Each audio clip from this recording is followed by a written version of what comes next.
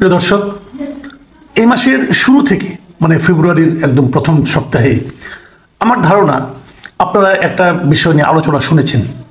বিশেষ করে যারা আওয়ামী লীগ করেন অথবা আওয়ামী লীগের রাজনীতির সঙ্গে সংশ্লিষ্ট অথবা আওয়ামী ভাবাপন্ন, তাদের অনেকে এই জিনিসটা বলেছেন।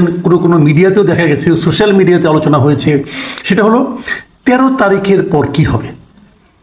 13 তারিখ মানে ফেব্রুয়ারির 13 তারিখ।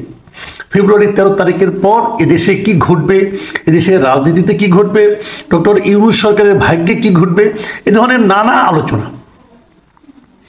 প্রশ্ন হচ্ছে 13 তারিখ কেন, মানে 13 ফেব্রুয়ারিটা হঠাৎ করে ওনাদের কাছে এতটা গুরুত্বপূর্ণ হয়ে দেখা দিল কেন?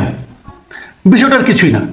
বিষয়টা হচ্ছে 13ই ফেব্রুয়ারি ভারতের প্রধানমন্ত্রী নরেন্দ্র মোদী এবং ডোনাল্ড ট্রাম্পের মধ্যে একটা বৈঠক হওয়ার দিন নির্ধারিত ছিল, আগে থেকে হয়েছে। বৈঠকটা ওই দিনই হয়েছে। তো সেই বৈঠকে কিছু একটা ঘটবে এরকম একটা ধারণা, এরকম একটা প্রচারণা আওয়ামী মনোভাবাপন্ন লোকজনের মধ্যে ছিল এবং তারা সেটা প্রচার করতেও দ্বিধা করে নেয়। তাদের এই যে চিন্তা, এই চিন্তাটা যে একেবারেই এমনি এমনি এসেছে তা কিন্তু নয়। এই চিন্তার পেছনে কিছু কারণও তাদের আছে। কি ধরনের কারণ আছে?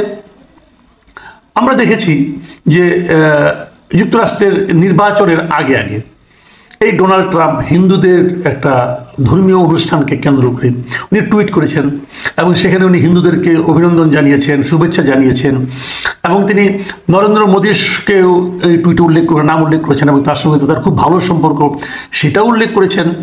পাশাপাশি বাংলাদেশে যে সংখ্যালঘুদের উপর নির্যাতন হচ্ছে এই ধরনের কিছু কথাও ট্রাম্পের সেই স্ট্যাটাসে ছিল। তো এরপর তারই যুক্তরাষ্ট্রেরই আমন্ত্রণে সেখানে ট্রাম্পের সঙ্গে বৈঠক করার জন্য নরেন্দ্র মোদী ভারত থেকে যাচ্ছেন, এটাও কিন্তু ভারতের জন্য একটা বড় ঘটনা, সম্মানের ঘটনা। যেহেতু এই ঘটনাটা ঘটতে যাচ্ছে, সেহেতু বাংলাদেশে যারা নাকি আওয়ামী লীগের যারা এই মুহূর্তে দেশ থেকে বিতাড়িত অথবা ক্ষমতা থেকে বিতাড়িত, তারাও তো ভেবেছেন যে হয় না যে সমুদ্রে যখন হাবুডুবু খায় মানুষ, ধরার জন্য কিছুই না পায় তখন খড়কুটো ধরেও তারা কিন্তু ভেসে থাকার চেষ্টা করে। এটাও হয়তো অনেকটা সেরকম হবে। যখন জনভিত্তি কমে যায় তখন এরকম করে অনেক পলিটিক্যাল পার্টি। তো তারাও করেছে, তারা ভেবেছে এইবার কিছু একটা ঘটবে। তো এটাকে আরও গুরুত্ব বাড়ানোর জন্য আমরা দেখেছি নরেন্দ্র মোদী যেদিন যুক্তরাষ্ট্রে পা রাখলেন, সেদিন যুক্তরাষ্ট্রেই ওখানকার মাটিতে আমাদের প্রবাসী যারা বাঙালি আছেন, যারা প্রবাসী যারা আওয়ামী লীগের নেতাকর্মী আছেন, আমাদের তো আবার শাখা থাকে বিদেশে, এটা একটা হাস্যকর বিষয় কিন্তু থাকে।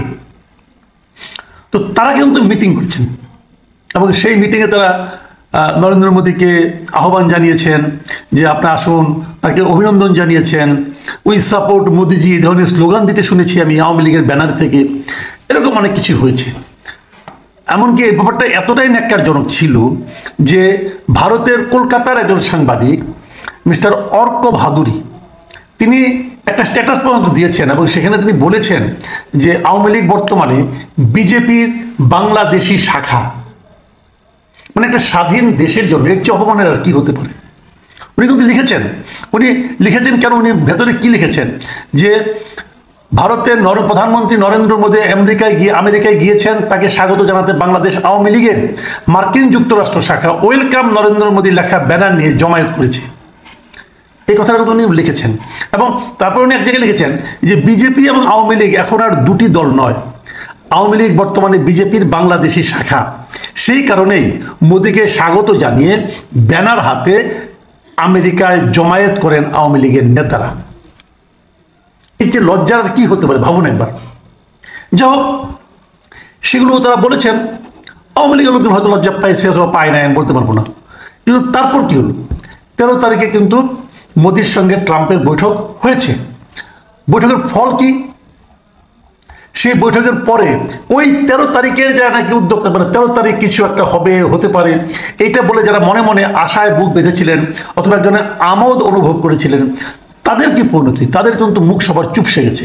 কারণ আপনারা জানেন যে 13 তারিখে আসলে কিছুই হয়নি, সেই বৈঠকে কিছু হয়নি।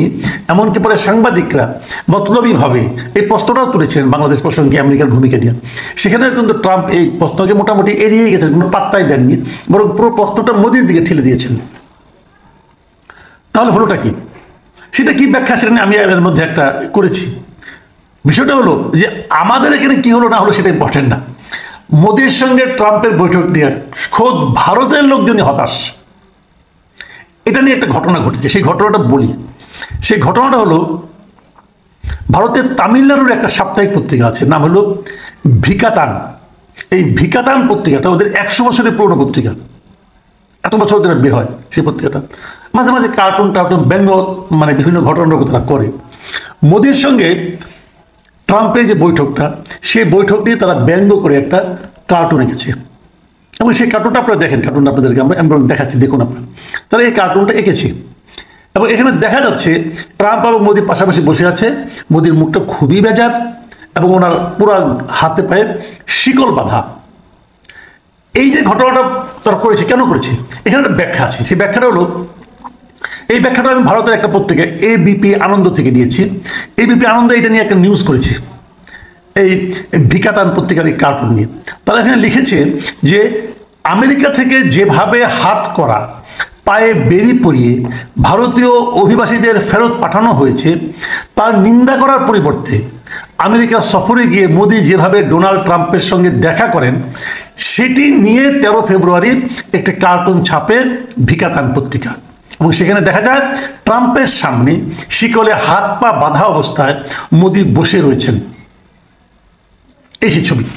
এখন এটা দেখে ভারতের যে বিজেপি, তারা কিন্তু খুবই ক্ষুব্ধ হয়েছে। বিশেষ করে তামিলনাড়ুর যে বিজেপি, তারা খুবই ক্ষুব্ধ হয়েছে।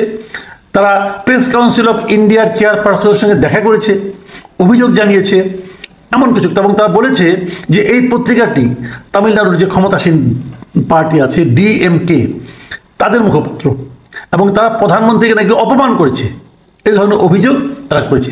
এবং এরপর ইন্টারেস্টিংলি সেই পত্রিকার ওয়েবসাইটটা আর পাওয়া যাচ্ছে না, ওয়েবসাইটটা আর ওপেন হচ্ছে না, মানে তারা ওটাকে ব্লক করে দিয়েছে অথবা মানুষের কাছ থেকে সরিয়ে নিয়েছে।